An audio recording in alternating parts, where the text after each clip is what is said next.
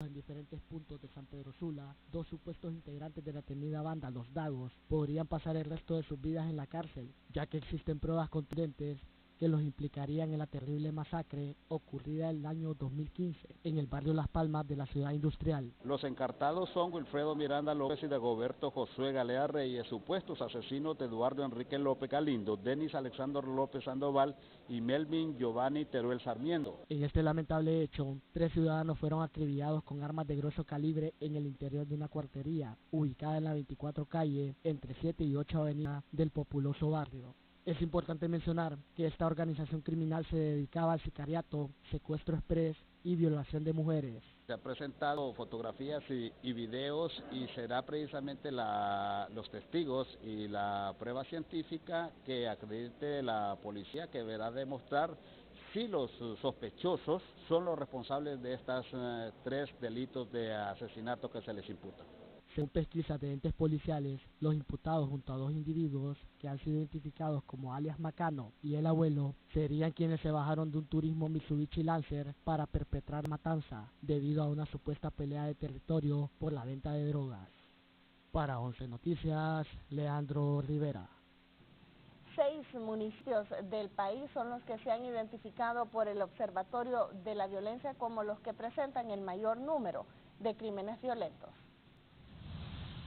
Representantes del Observatorio de la Violencia de la Universidad Nacional Autónoma de Honduras dieron a conocer que de lo que va el año son 6 los municipios de Honduras que han mostrado el mayor número de homicidios en el país. Migdonia Yesas, quien es la que coordina este organismo, ha dado a conocer que los municipios más violentos son Tegucigalpa, San Pedro Sula, Choloma, Nacaome, Juticalpa y Catacamas.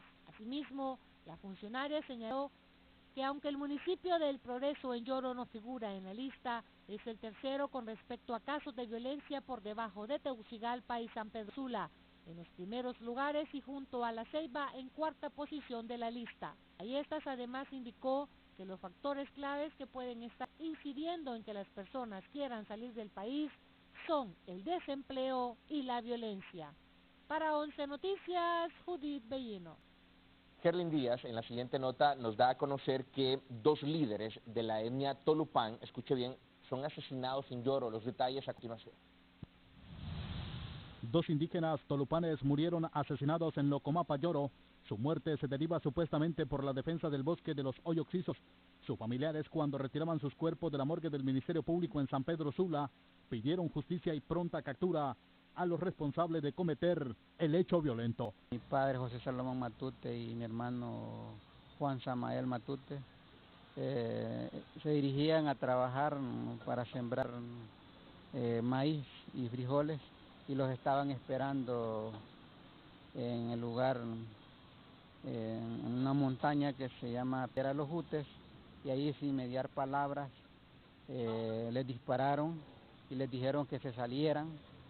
Y bueno, mi padre, un defensor de la tierra. Padre e hijo eran originarios de la tribu San Francisco y al momento de morir iban a sus lugares de trabajo donde los esperaban sujetos fuertemente armados que les dispararon sin mediar palabra. Nosotros organizamos el Consejo Preventivo. Mi padre fue uno de los organizadores del Consejo Preventivo para defender los bienes de la tribu San Francisco, Locomapa, Yoro, del pueblo Tolupán, que nosotros en estos momentos estamos siendo marginados, amenazados, discriminados por parte del Estado de Honduras, y nosotros hemos denunciado estos hechos. Don Salomón Matute y su hijo Juan Samael Matute gozaban de medidas cautelares, ya que se oponían a muchos proyectos que los llevó hasta los tribunales, donde fueron acusados injustamente, según lo denunciaron organismos de derechos humanos que trabajan junto a la etnia en el departamento de Yoro. Para 11 Noticias, Herlin Díaz. Y más de 20 hondureños han sido sentenciados por la justicia estadounidense. Desde el 2014 que entró en vigencia el auto acordado que facilita el proceso de extradición a los Estados Unidos, suma ya más de 35 los hondureños que enfrentan la justicia de aquella nación, acusados de traficar drogas, portar armas de grueso calibre y destrucción y otra cantidad por lavado de activos. De esa cantidad de extraditados, 17 ya fueron sentenciados a penas que van desde los 10 años a 30 años de cárcel, mientras que unos 20 están a la espera de recibir su condena. Hasta ahora, la mayor parte de los acusados por la justicia norteamericana han negociado su condena a cambio de colaborar con las autoridades de aquella nación.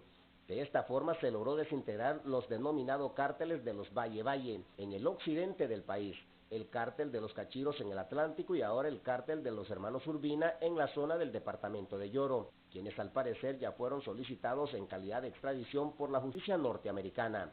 Que recuerde que estas son redes que han traspasado el sistema gubernamental del país, la empresa privada del país, entonces las estructuras sociales del país. Entonces al final yo creo que todos los involucrados van a ir apareciendo conforme a las necesidades que vaya manejando la Fiscalía de Estados Unidos. Los primeros condenados fueron Carlos Emilio Arita Lara, los hermanos Digna y José Inocente Valle, Marlen Amaya Argueta, Wilmer Carranza Bonilla y José Raúl Amaya Argueta, todos ellos miembros del denominado Cártel de los Valles, que tuvo su sede en Copán. Los otros sentenciados son Carlos el Negro Lobo y su socio Ludwig Suazo Peralta. También fueron penados los excomisionados Osvaldo López Flores y Carlos José Zavala, el primero a 5 años de reclusión, mientras que Zavala enfrenta una pena de 12 años de cárcel. Asimismo, la Policía Nacional trabaja en la captura de 5 hondureños más, solicitado en calidad de extradición por los Estados Unidos. Entre 4 a 5 órdenes de captura por procesos de extradición están todavía pendientes y los equipos de calle andan en ese trabajo de identificación. Sabemos que muchas de estas personas han salido del país. La sentencia más grave que ha sido impuesta hasta ahora la recibió el extraditado Sergio Nectalí Mejía, con una condena de perpetuidad. También destaca la que se le impuso a Juan Carlos Arbizú, alias Lanchita, sentenciados a 30 años de reclusión. Además, está la expectativa de la sentencia de Ramón Mata Hijo, programada para el 6 de marzo de este año, y la del exdiputado Freddy Nájera. Falta la sentencia de los hermanos Javier y Denis Leonel Rivera Maradiaga, ambos del cártel de los Cachiros, quienes al parecer son colaboradores importantes de la DEA. René Amaya, 11 Noticias. De inmediato nos contactamos con René Amaya. Él se encuentra dialogando con el experto en temas de migración, César Castillo. René, y es que hay muchos niños en estos centros de detención, de migración. Sin embargo, se menciona que están siendo objetos de vejámenes, inclusive se maneja que pueden ser objeto de ataques sexuales. Usted nos amplía en la información. Con usted, René. Bien, buenos días. Así es, Carla, y la preocupación que priva a nivel de las autoridades que lo que está sucediendo en estos centros de detención, más cuando hay ya una iniciativa por parte de un parlamentario demócrata en los Estados Unidos y que esto viene a causar también alarma en el territorio nacional y a nivel de las organizaciones, tienen que ver con el tema de las migraciones. Para hablar sobre este tema me encuentro con don César Castillo, el representante de estas organizaciones internacionales de los migrantes, y le consulto, César, ¿qué información manejan ustedes acerca de estos abusos que están cometiendo en estos centros de detención? Buenos días. Buenos días, mucho gusto.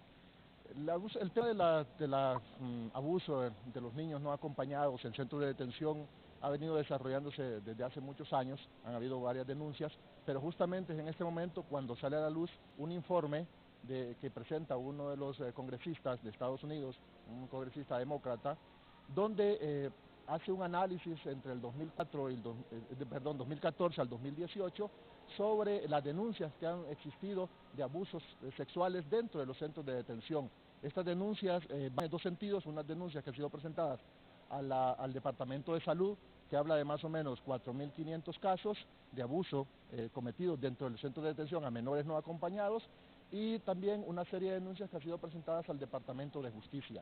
En el Departamento de Justicia, según el informe, han sido presentados más o menos 1.300 casos, y de esos 1.300 casos lo preocupante es el agresor que comete estos delitos o estos supuestos abusos.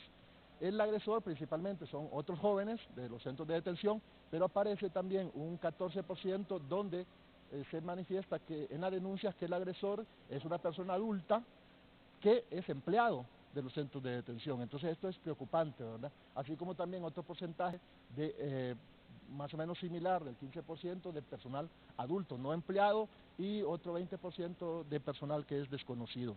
quién ha sido el abusador. Entonces lo preocupante es cómo estos centros de detención, en vez de convertirse en centros para que los jóvenes estén ahí e emprendan un proceso legal sobre su estadía en Estados Unidos, o ya sea a través de un asilo político o de otro tipo de medidas, más bien se convierte en un peligro para estos jóvenes al descubrirse o al demostrarse o al plantearse esta serie de abusos que se están dando en esta población. ¿Y qué se puede hacer a nivel de las autoridades gubernamentales para poder seguir evitar o que sigan evitando estos tipos de abusos?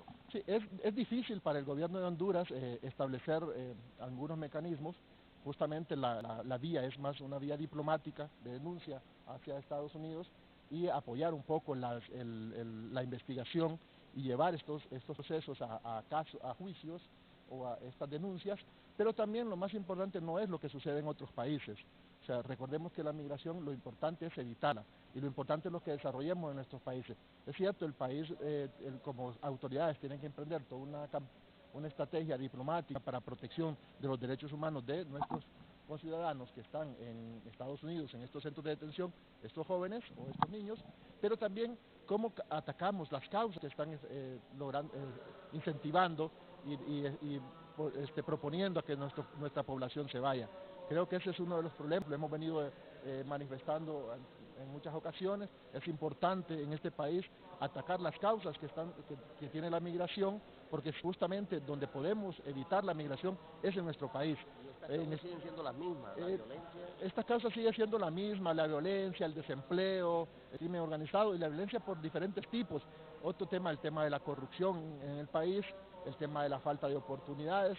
Yo creo que las causas las conocemos y están ahí, la mayor parte de los estudios lo demuestran, y el problema es cómo atacamos esas causas, cómo logramos mejorar esa situación.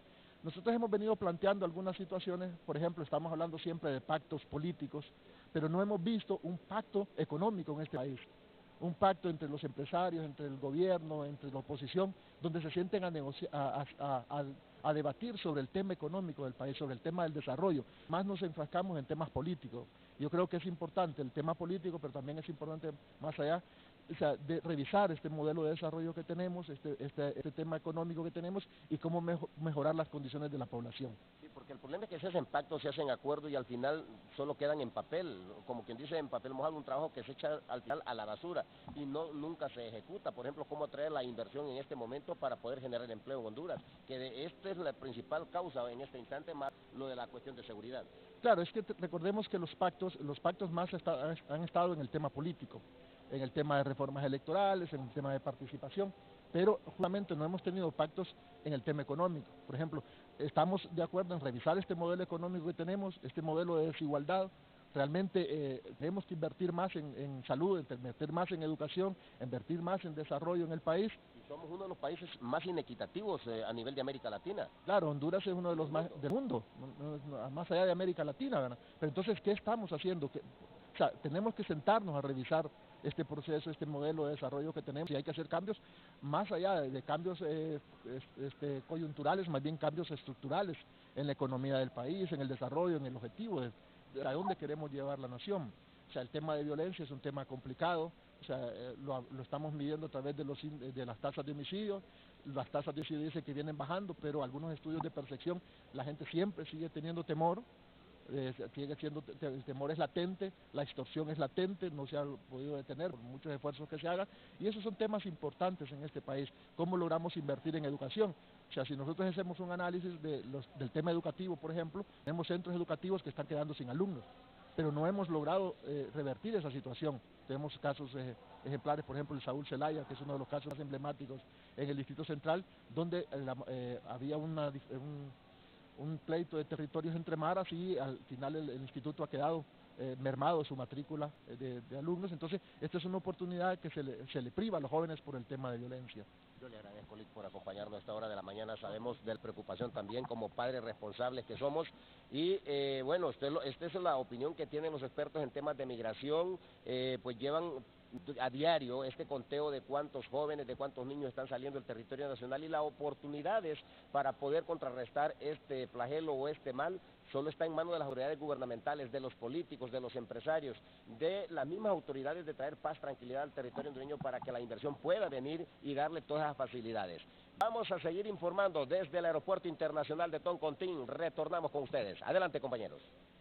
Gracias a usted, René Amaya. Y es que, claro, las cifras son alarmantes. Según el Observatorio Consular y Migratorio, cada hora sale un niño no acompañado de nuestras fronteras. Bien, pasamos a otros temas. Y una pareja fue detenida en el interior de una vivienda, esto en la colonia 30 de noviembre, en posesión de al menos 50 libras de supuesta marihuana. Además, se les decomisó un arma de fuego y un teléfono celular. También se les presumen miembros de una estructura criminal que opera en esa zona.